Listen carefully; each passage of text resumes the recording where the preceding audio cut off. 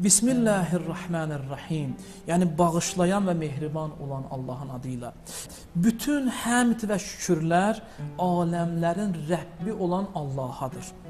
O insanları öz qüdrəti ilə yaratdı. Onlara ruzi verdi, nemətlərini tamamladı.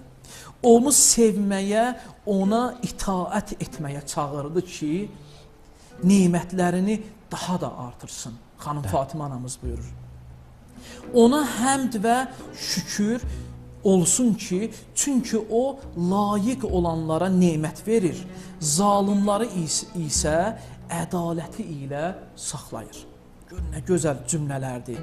Mən, sonra Həzrət buyurur ki, mən şəhadət verirəm. Allahdan başqa ibadətə layiq olan bir tanrı yoxdur. Bəli. Sonra buyurur, bu kəlmə, yəni qəlbin dərinliyindən doğan bir etirafdır.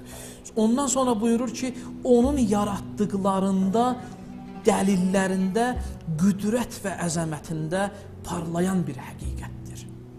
Şəhadət verirəm ki, atam Muhammed sallallahu aleyhi və aleyh onun bəndəsi və elçisidir.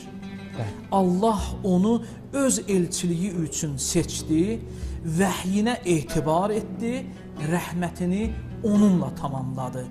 O insanları küfr və zülmət içindən çıxarıb haqq və nur yoluna çağırdı.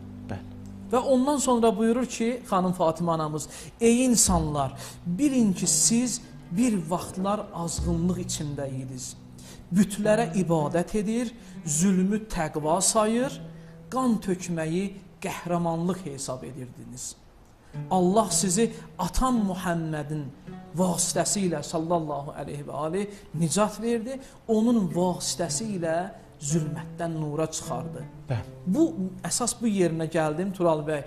Buyurur ki, amma indi o, yəni atam Peyğəmbər sizdən getdikdən sonra, dünyasını yəni dəyişəndən sonra siz tezliklə dinin ipini əlinizdən buraxdınız.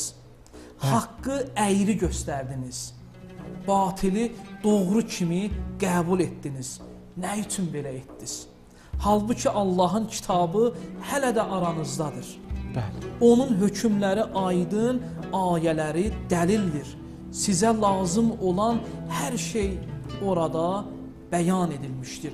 Bunun ardı uzundur ki, mən istədim ki, Fədəkiyyə xütbəsindən təbərrük olsun deyənə Həzrətimiz mübarək dilindən səsləndirilən cümləyə işarə edəm.